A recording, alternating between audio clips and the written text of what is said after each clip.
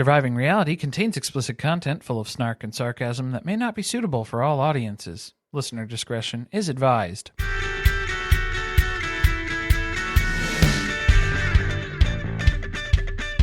Hello and welcome to Surviving Reality. I'm Corey. And I'm Carly, and this is Gypsy Rose, Life After Lockup, Season 2, Episode 7, I'll See You in Divorce Court. And then I think you did the Law and Order sound when we turned to this episode. Oh, well, that's like the beginning of the song, not the... Because if you're thinking about like the clanky sound, is that like the jail... Dun-dun. Is that the bars? No, that sounds like something else. Dun-dun. Dun. Oh, that sounded like People's Court. Yeah, you stuck in some People's Court? I'm just like bouncing through... Jaws, People's Court. You mix those together, you got some Law and Order. I think that's where we're headed. You never know what charge Gypsy is facing. So. Dun, dun, dun, dun, dun, dun. It's a big problem. As divorce day nears, Ryan doing the mess around. Messages Gypsy that he misses her. Rather than reply, she and Bree share the messages publicly in the hopes it will quiet some of the online hate directed at Gypsy. The negative public reaction is swift. Didn't turn out the way that she thought it would. Why would you think that would quell any online hate that you're getting? You know, I'm at a turning point because I have been defending a lot of Gypsy's actions up until now, and she's on my last nerve. This is the point, though, I think that you can see where her intentions aren't bad, but... I don't know that I agree. It's not coming off well, everything. Well, even if she did this in different ways, I think she would still be receiving the same amount of online hate, regardless of what she did. I agree. Yeah. I do think that no matter what she does, it's a lose-lose situation. Yeah. But she's continually making the immature choice. Well, let's get into it, because we've got Ryan on TikTok Live, red for yes, blue for no, of course. He's talking about some serious, heartfelt stuff, the struggles that he's been facing lately, the divorce that is upon him, and he's getting hit with the cowboy hat and the mustache stuff. Just so many filters. He's getting all the stickers on, and at the most inopportune times to include as part of a television show. He's also like on TikTok Live jerking off about how great Gypsy looks as a brunette again. I don't think you're allowed to jerk off on TikTok Live. I'm pretty sure that there's rules against that. I think he has the camera perfectly positioned so you can't see what's happening. It's all just he knows his angles is what you're getting at. He must think that she dyed her hair brown because she's no longer with Ken. Because remember, Ken liked blondes. And they broke up at the baby shower. See, That's the other rumor. She was disingenuous about that as well when she dyed her hair blonde. And he knew that was because Ken was into blondes and she denied it. And then she went to Jizz Fest. Yeah, now she has a baby, so she doesn't need to stay blonde. You have the baby now. That was a phase. That'll keep you together. You don't need the blonde when you've got the baby. They're starting to tee up a storyline that is going to take us into the next episode, which is that Gypsy has penned a memoir called My Time to Stand. And they have dropped off 2,000 copies of it for her to hand sign. Why is it always raining when they got to deliver books to a house? Okay, like I'm pretty sure if you're an author out there, if you've ever written a book, isn't that true? Is it just us? Is this just something that we're experiencing? Every time we've ordered books, it's raining, pouring down rain. I'm always terrified. Books and electronics. Those are usually my two things when it's just downpour of rain. That feels like a personal issue. I'll have to let that go. I can't believe I didn't get one of these signed copies of this book. I didn't know this happened. It was 2,000 of them? First 2,000 pre-orders, or how does that work? So now I'm curious. I feel like I have to read the book, but I'm pretty sure she narrated the audiobook version. Yes, I've seen footage of that. I don't know if I could do it, especially sometimes I increase the speed of my audiobooks. Oh, that would definitely make Gypsy's voice worse, is to increase the speed. A little like chipmunky, right? Definitely. Might get a little Alvin the Chipmunk. One of the stories she tells in the book is about how she left Ryan. And it happened to be a big day in her family history because it was the same day that Rod left Dee Dee. He left her on his birthday. And then on his birthday, Gypsy left Ryan. So they have this special bond through that. Yeah, they share the day because Rod was like, what's the best gift I can get myself for my birthday? Probably a divorce. Just to break up with Dee Dee. I'm going to go ahead and cut off contact now, probably for the best.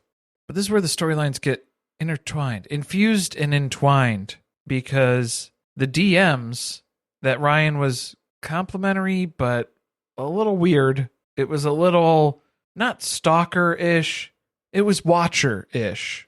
They were calling them texts, but they were definitely DMs. DMs through TikTok. Which I think is important because she said that she blocked him. So there's not a way for him to text her, but he was able to get to her through TikTok. Do you think she unblocked him so she could tag him in the paternity test results? Because didn't she do that? That might have been, a loophole. We hadn't considered that. Christy immediately starts dumping on him, though. I mean, they were weird messages. They were thirsty. That's the right word. He's a lonely man. Yeah. He is a lonely man. He must think that the rumors that Ken and Gypsy have already broken up are true. And he's shooting a shot because he knows time's running out. They're about to go to divorce court in a couple of weeks. And if he's going to make something happen, it's going to happen pretty quickly. So Christy's very quick to call Ryan a douche for reaching out in the manner that he did.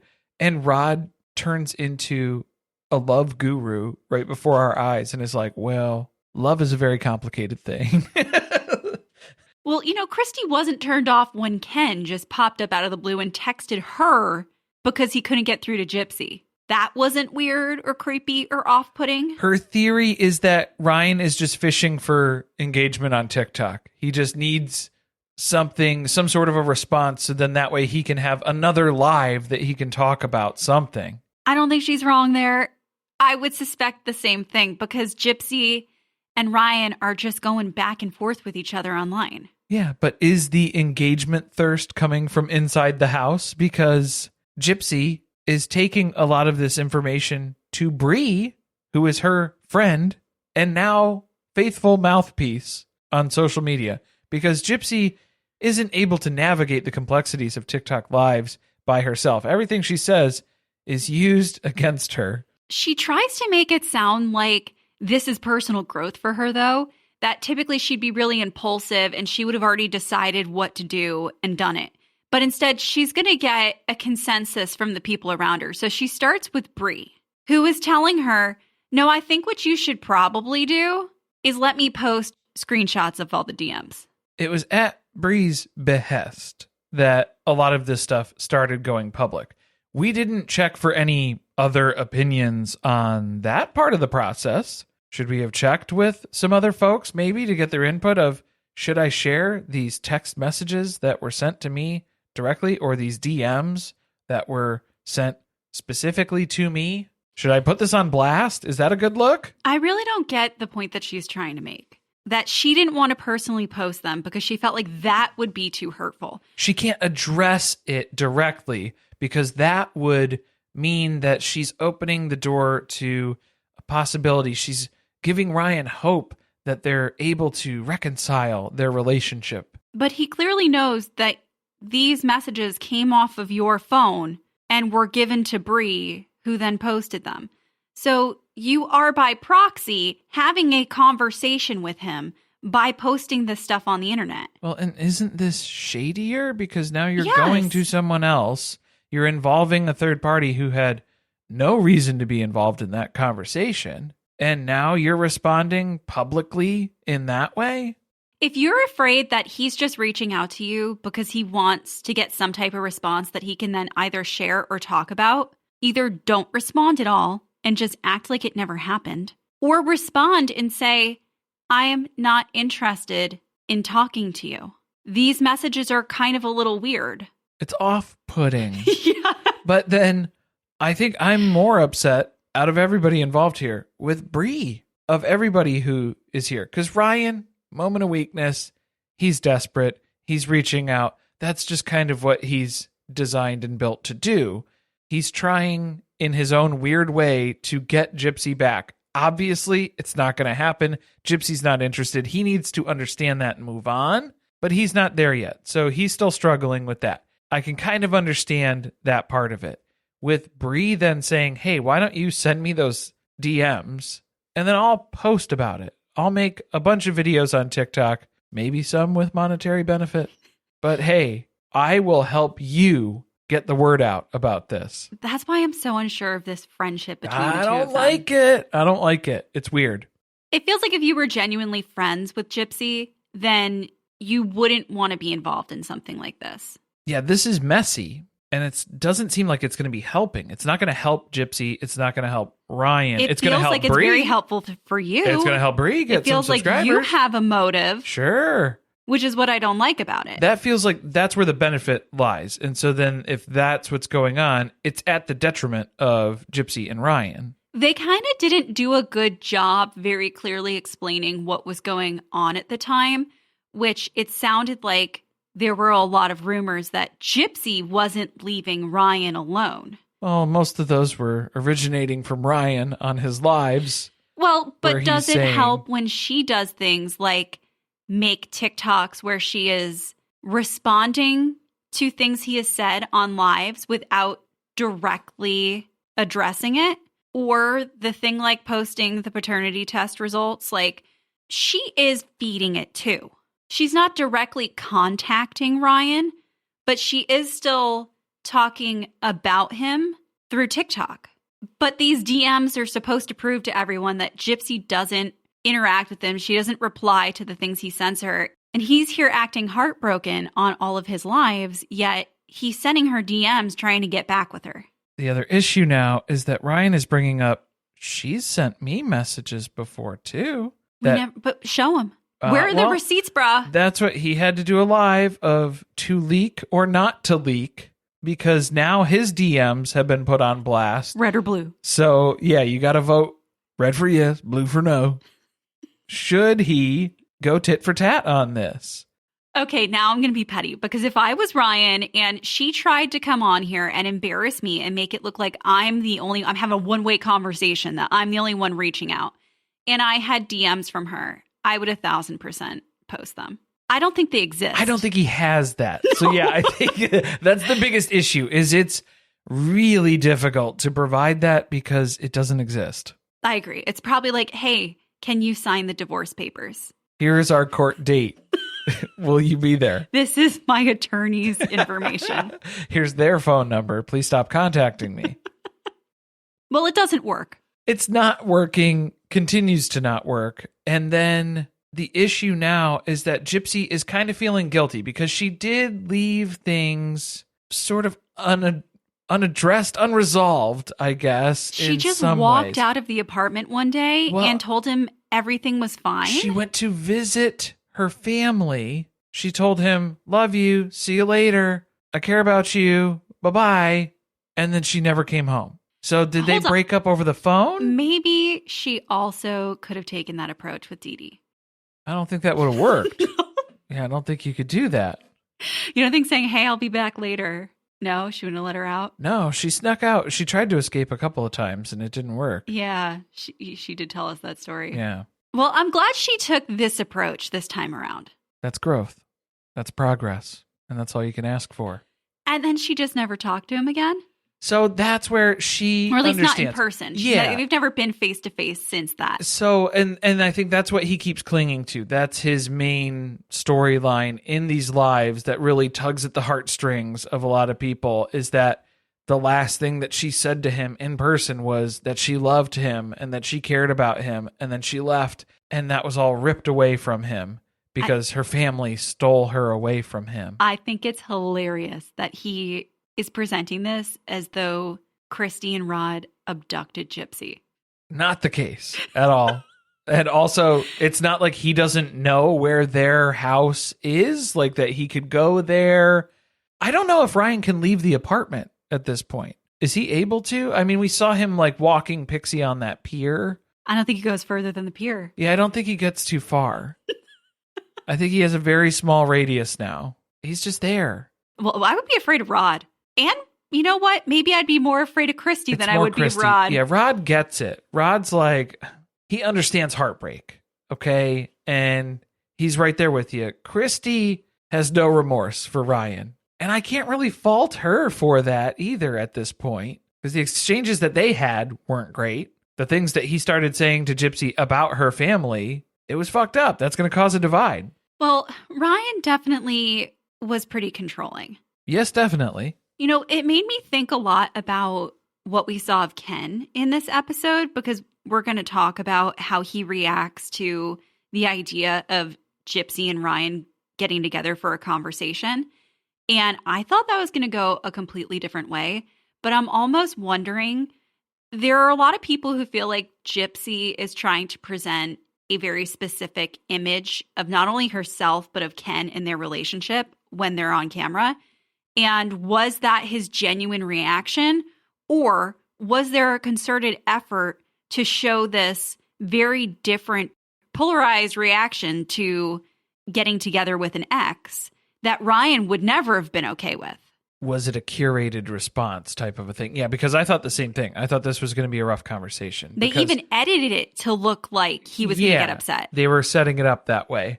Let's put the responsibility where it belongs. That was Bree's idea, too. She put that idea into Gypsy's head because Gypsy was kind of feeling guilty, kind of feeling bad. And Bree's like, well, maybe you should just check in. Maybe you should have a in-person conversation on divorce day. This was the part where Gypsy said, I think I'm going to get some more opinions. That was my other red flag, though, for Bree, was because then it's like you are throwing a whole other thing into the mix now. Well, to me, it felt like, well, that would be great for you again, wouldn't it? Because she's going to tell you how it went, and you could get the exclusive scoop on how their interaction went the day of their divorce. Exactly. So now Gypsy is workshopping this idea, and she's taking it around to a couple different folks in the family here. And Mia's like, yeah, let's not do that. That's probably a bad idea. Christy is impartial, which... That's a shocker. Finally, between Gypsy and Ryan's relationship, she is not taking a stance. Maybe we should try to involve ourselves less in everything, Christy. Too little, too late. But now she's going to talk to Rod about it. Again, the love guru. And he's like, I get it. Yeah. Like, give the dude some closure. That would be good. Because now Gypsy's feeling the same thing that she felt when Ken just dumped her. And she went to Ryan and she's like, I wouldn't wish that on anybody to just jump into the next relationship like that. I don't want to leave him in a lurch like that. I don't know. I think it was a lot of bullshit where suddenly, after the text thing went bad, that she wants to figure out a way to be civil with one another. Well, not even civil, but it's just, I think she does want to clear her conscience. She is feeling guilty about it. So she's felt guilty about worse in her life. I think she could get past this without having to have an in-person conversation with Ryan. That's been addressed. I mean, like that issue has been resolved for her. And that was resolved in person. I just think she wants him to stop talking about her. And this is, in my opinion, another avenue that she's attempting to go down to get that to happen. Right. It does seem like it is more for Ryan's benefit. And that's how I think it's for her benefit. Sure. She's framing it like it's for his benefit. Yeah. I'm saying framing it for the conversation. The reason why they're having the conversation isn't so much that Gypsy feels guilty and needs to be absolved from this. She wants to get Ryan over her so he stops talking about her on TikTok Lives, because then in the long run, that is definitely worth it to Gypsy. It felt a little self-serving. Yeah, but also there's like a tinge of... There could be some real guilt that's in there, too, that you're trying to fix up. Write him a letter. You did that a lot in prison. A letter's good. That was how your relationship started. I think it's only poetic that it would end that way. Yeah, that would be like a nice 360. Better than better than some other numbers that I could think of. Yeah. Not the numbers Ryan was hoping for. No. That would be a 9 and a 6, probably. All right, but we do have the Ken and Gypsy court conversation, I suppose. Not courting, but, it's the court date convo that would happen separately from that. It would be its own private conversation between Gypsy and Ryan. What she's pitching is we'll wait until the divorce is final. And then after court, we'll have this conversation together. Some finality, some closure. We can just put everything behind us and move on with our lives. So that's how she kind of starts this pitch. And you can tell Ken immediately gets stressed out and he goes into full stress mode where he cannot sit still now. He has to get up and go do something in the kitchen. Gotta fry an egg. I gotta go do something with my hands. I need to do something and get my mind off of this so I can focus on something else for a little bit. I understand where Ken's coming from, where a lot of these conversations and the reason and intention that you're talking about of why we should have these conversations, they've already happened. Ryan still doesn't get it. He's not fully grasping the concepts that you've laid before him here in terms of the breakup. I disagree. I do believe that Ryan gets it. Ryan is hoping that she'll have a change of heart in the last 2 weeks here. Well, and I think Ken's argument then is, how is having this conversation that you've already had multiple ones over the phone and via social media and through back and forth dueling lives on TikTok, what else needs to be said in person now that is going to break through that and finally make this click for this dude? I would love to have seen it because I'm pretty sure part of that would have been an agreement to stop talking about each other online. That way she could say, hey, we got divorced, we sat down and we talked, I was a good person, and we both agreed that we wouldn't talk about each other online. So I don't know why he's continuing to do this, so that she can turn the narrative against him if he continues to spread rumors about her. Hindsight being 2020, I'm glad they didn't sit down and have that conversation, because wouldn't that have been some shit given what happens on the actual court day? Yeah. Wow, I would be very upset if I were Ryan and you had that closure conversation and then later that day, a whole other thing turns up. I was shocked that Ken was supportive, which is why I kind of felt like, was it because that was what they had predetermined they were going to film? Just because even if he doesn't care about Gypsy talking to Ryan because he's not worried about a relationship reigniting, there's just a lot of potential for drama. And he wants the drama to stop. So I don't know how having this face-to-face would help to do that. Seems counterproductive. The other spin that's on here, too, is that Gypsy is placing this as, this is a benefit for you, too, Ken, if I have this conversation, because then Ryan should get it after this, in person, face-to-face here. He should understand that it's over and the divorce is final, and then we can put everything behind us. So that's where Ken was kind of buying into it a little bit more too. It was a generally supportive conversation that was taking place. I was very nervous about it when it first started and seeing Ken's reaction. He was asking legitimate questions, I think, and he was trying to navigate what's the reasoning behind this? What are the pros and the cons? Let's figure out if this is a good thing.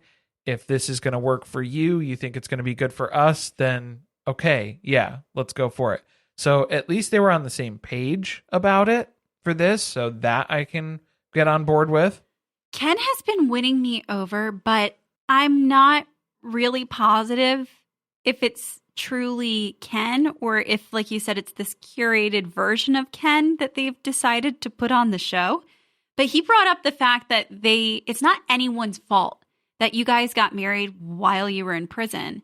And once you got out of prison, you weren't compatible. It didn't work out. Yeah. And you didn't know the whole situation until you got into it. And then it was too late. So yeah, it became a problem very quickly. Which we've seen play out on another Lifetime show called Prison Brides, which I hope there will be another season of.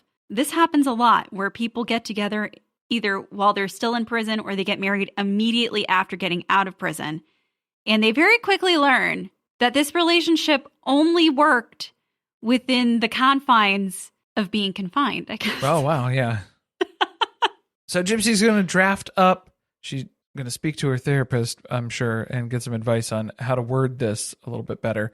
But she sends a DM to Ryan, extending an offer to him of, hey, we have our legal date that's coming up here for court purposes on the divorce. Would you be open to meeting up in person? It could be at a coffee shop. It could be wherever. She makes it very clear, though, that it will be after the divorce is finalized. Yes, that's what we need to have happen first, and then we can have a conversation after that.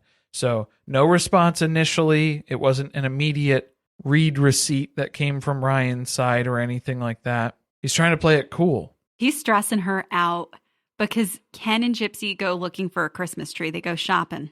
Is it shopping? They're not cutting down a tree. They're not cutting. Which is maybe good. We didn't pick up an axe or, another sharp object like we did with the pumpkin carving. It was very noticeable on that. So we don't have to do that. Gypsy, we need to talk about budget, though. She's talking about $20 for a live tree here. Girl, I don't know what year you think it is, but I don't know where you could get a Christmas tree for $20. You very clearly have never purchased a real tree before. This is going to be a conflict in their relationship that is very relatable to a lot of people because Gypsy comes from an artificial tree family and Ken comes from a real Christmas tree family. The real trees end up being too much work. She is so either uninterested in looking for a tree, or I felt like she seemed very distracted within her own thoughts because she still doesn't know if she's going to be meeting up with Ryan tomorrow. That's kind of part of it, but also I think she's worried about spending. The budget thing might be a looming thing too because they have a bunch of stuff that they're planning to pay for, and she didn't have more than $20 set aside for this tree. But you can't even get an artificial tree for $20. I think she got a hand-me-down. From Rod and Christy. They had like 18 artificial Christmas trees. Go figure. Yeah. They had a couple laying around, a couple spare ones. And she was fine with that, just the fake little one. She had like a little Charlie Brown droopy artificial Christmas tree that they were kind of working on there. I am here for Ken's joy around the Christmas holidays. But then is this just a lack of support from Gypsy's side? I get what you're saying. I think she is kind of in her head and she's not really fully present for this. So it's coming off as she's unsupportive. Look, this is something that Ken is very excited about. He's really into it. She doesn't care about it. So she's not interested. She's not here for it. I was just worried how they were going to get this thing home because he has a soft top Jeep, which is going to be great for the baby, by the way. And the top was down. When they got there. He had the top down. He thought he was just going to stand this thing up in the back. Pop that baby in the back seat. No way. Absolutely not. Got to go on top. But Ken's picking up on that. It's the lack of interest that's here. So they're kind of jabbing back and forth, a little bit of teasing, jokingly mentioning how awkward it is. We were just talking about finding out that Gypsy and Ryan weren't compatible in all things. I mean, maybe there's some things Gypsy and Ken haven't uncovered yet. Have they spent a Christmas together yet? I mean, not outside of being behind bars. Yeah, not outside. Not out in the real world. We get an answer from Ryan. Gypsy doesn't, but we do. He's not going to meet with her. What did you think? I have a theory. Ryan's side of the story, I mean, it kind of made sense where he was confused. He was taken aback by it. He was insulted. He felt like the message that was sent, because Gypsy's whole reasoning was, I'm putting the DMs on blast so that he knows that I'm not interested anymore. And it's seen more as like a vindictive response where she's trying to get back at him for DMing her. And that's where his head is kind of at with this. There's really no incentive for him to meet with her after they've already gotten divorced. That's, I think, the biggest thing. But he doesn't explain it that way either. Of course not. He's saying, because even when he was talking about it, he was saying, she's had all this time to talk to me about it. Now she wants to talk on the day of the divorce. And it's like, dude, she doesn't want to get back together. That's not the reason for the talk. That's the reason you want to talk. She doesn't want to have that talk. She's talking about closure and moving on and closing that chapter. Court day does arrive and Gypsy shows up there, and it's pretty anticlimactic because Ryan doesn't show because he doesn't have to. There was no word from Ryan, so she didn't even know if he was going to meet up with her or attempt to meet up with her after. She didn't know what to expect. She was walking into the courtroom, and then he's not even there for that either. So we get a whole montage of flashbacks of their entire relationship, the solid 2 months. You say the entire 2.5 months that they were together? Something like that. Yeah, roughly. Just enough time. Again, justice for Pixie, because Pixie was getting her tubby time in this episode. She's getting even cuter. She is getting so cute. Need to clean that bowl, though. Yeah, Ryan's place is a mess. Got to clean the mat. Well, the bowl, the food, and the water, it was not terrible, but the mat itself that they sat in was pretty beat up. Yeah.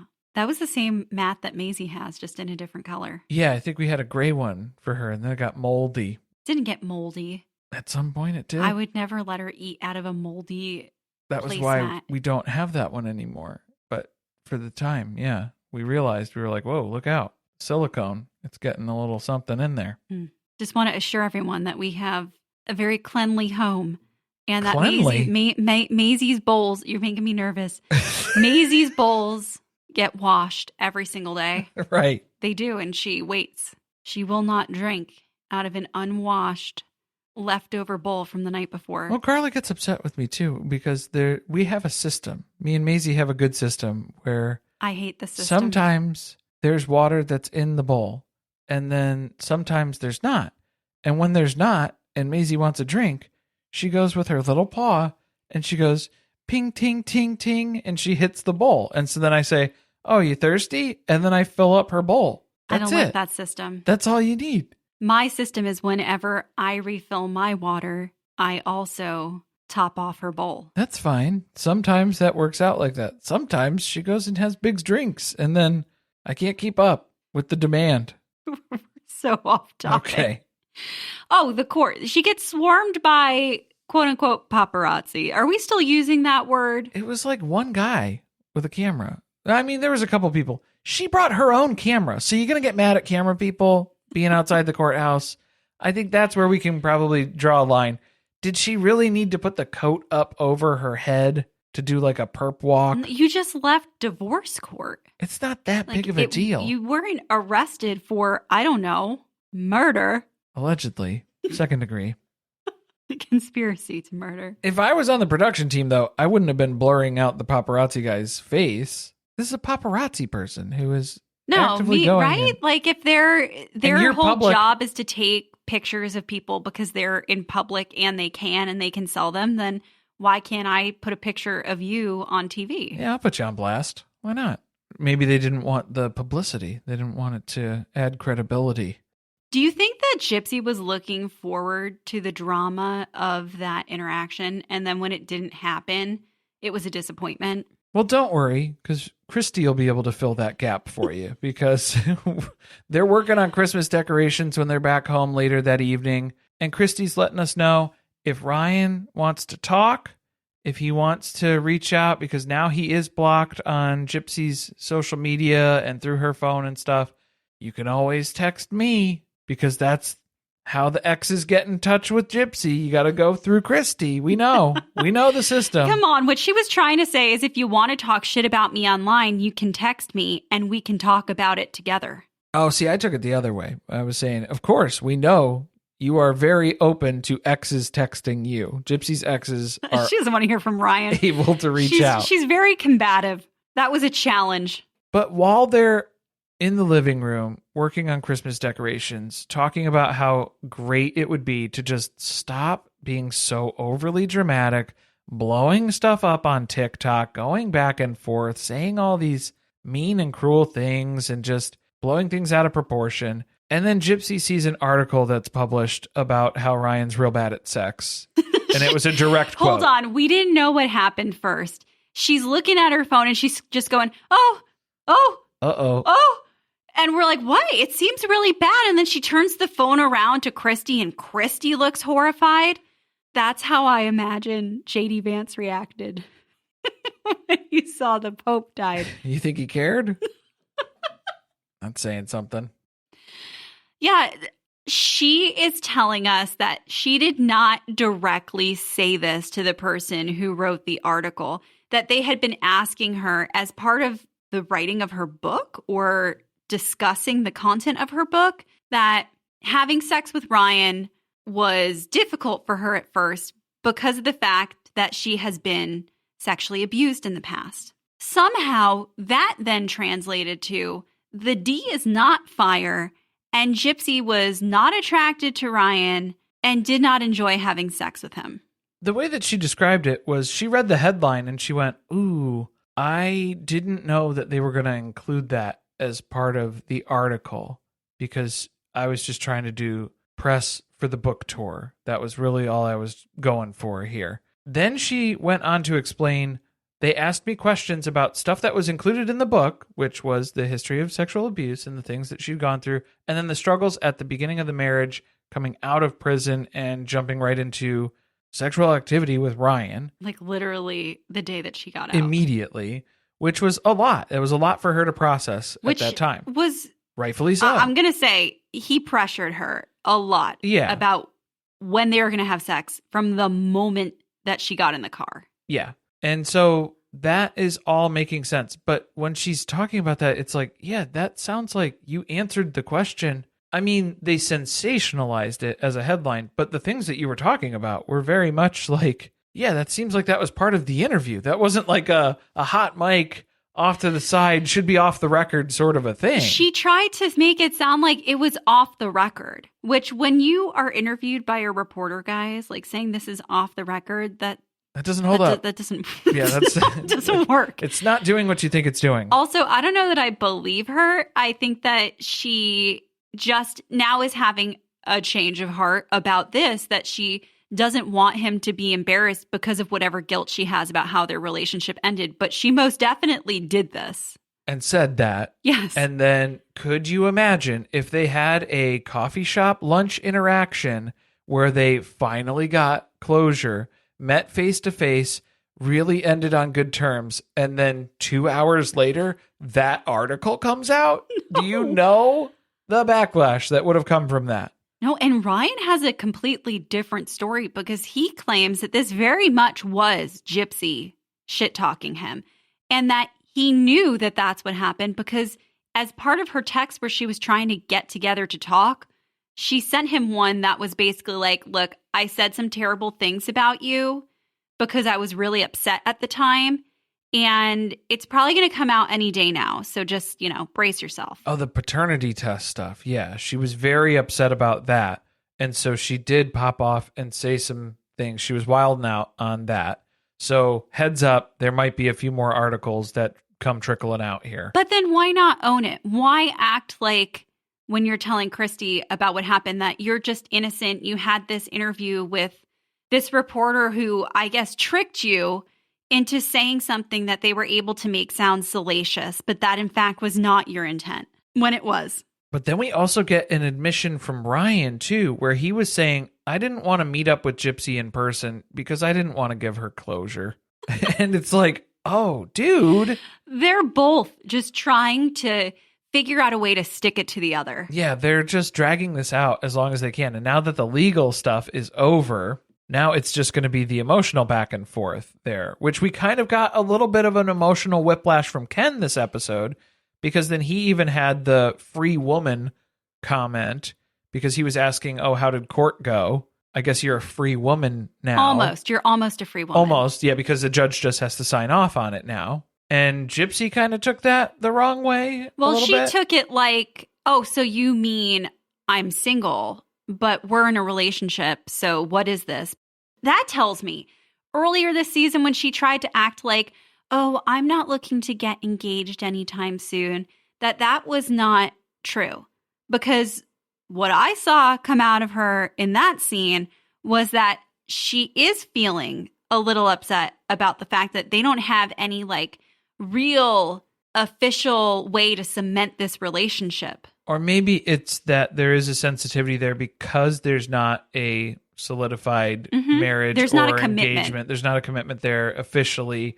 That is undercut when then he is saying free woman, single woman. Which to me, he didn't say single. He said free woman. He said free woman. I think he meant like you're like free to, I don't know, marry me if you want. So that was the interesting part was then by hearing free woman, Gypsy heard single woman. And it's like, oh, do you not feel free right now then? Maybe you were free of Ryan. Maybe it's free of all of this legal baggage that you were carrying here now. Like free from those restraints to continue on living the life that you wanted to pursue with Ken. Can you be free in that way? You're free to move forward from the fuck up that you got yourself into by rushing into marrying someone before you got out of jail. So maybe that is interesting that Gypsy interpreted free woman as single woman and not just because of Beyonce. He had to explain it. He was like, I mean, like on your tax return, like you could check single Gypsy Rose. Her middle name is something crazy too. Blanchard. Gypsy Axl Rose. Yes. Gypsy's like, I don't do taxes. Yeah. That's how they're going to get her next. That is probably going to be an issue that we'll see emerge eventually, that Gypsy has not been paying her taxes. That happens to everybody who comes into money from being on reality TV or from like social media at that scale. She definitely owes spousal support to Ryan for Pixie. That's for sure. I would fight for that. Do you think Ryan's ever going to move on? He's still talking about how he'll always love Gypsy. I think he's trying to leave the door open because he does not think that this relationship with Ken is going to last. Maybe that's what it is. Yeah, he still is okay with being her backup plan to Ken. And even though Ken is here back in the picture now, just like he was, she picked Ken when it was Ken and Ryan who were pen pals in prison. And then he ended up being the second choice when Ken was unavailable. So maybe if he stays around, if he plays his cards right, he might be able to just slide back into the rotation. Slide back in, quite literally. Sliding back in. Maybe. What did it look like is coming up in the next episode? The book is out and she has to do a book signing. She's committed, I guess, to the publisher to having to go do this. But she's a little nervous because she's going to have to interact with people who may not actually be fans of her. They may be there to harass her or harm her. People who are sending funeral wreaths to her book signings. Okay, look, though. That was like kind of funny. Funny? Didn't it say it said Dee Dee's name on it? I think it's a Gypsy's name on it. So that wasn't good, right? Oh. That was bad. Well, I guess we'll have to see. I thought it said Gypsy's. If it was Dee Dee's, it might be. Jury's still out on that one, okay? We'll have to see. There might be a little comedy in there. We're not sure yet. There might be something. Might be some dark humor that I could get on board with, but I have to see how it plays out. I have to see it in the context of the scene. Sounds like my fucking nightmare, though, of doing a book tour when you are going to be thrust into the public here and not the time to be doing that. I would be telling my publisher, I'm pregnant. I'm not doing about this. To have a baby Not in a couple of weeks. Not happening. Not doing it. So on multiple fronts, I no longer want to participate. Nope, it's not going to happen. Thanks anyway, though. You just let me know what I owe you for the difference or if I need to send something back. Whatever. I'll sign more books. I'll sign 20,000 books just so I don't have to do that. A few quick announcements before we go. Check out our Patreon if you enjoy our content. There's a ton, hundreds of bonus episodes there, as well as you can listen to all the episodes on Surviving Reality and our other podcast, Surviving Sisterwise, over there ad-free and early. If the funeral wreath joke didn't throw you off, then I think you'll enjoy a lot of the stuff that's on the Patreon. Also, we are going to be covering Polyfamily, which starts on TLC next week. That'll be dropping in this feed as well. And I'm thinking there's probably, 2-3 more episodes of Gypsy left? That would be my guesstimation. It feels like a 10-episode season, but man, the lifetime schedule on the website, not so great. It's a little wonky. glitchy. Sometimes they just decide not to show you prime time. Yeah, it's like after 5 p.m. Why do you want to know what's on after 5 p.m.? Don't worry about it. Who was watching Lifetime before 8 p.m.? Robin Brown, probably. I mean, if you're asking for specific people, that's one person I could probably recommend. I think you're right. Thanks for listening. See you next time.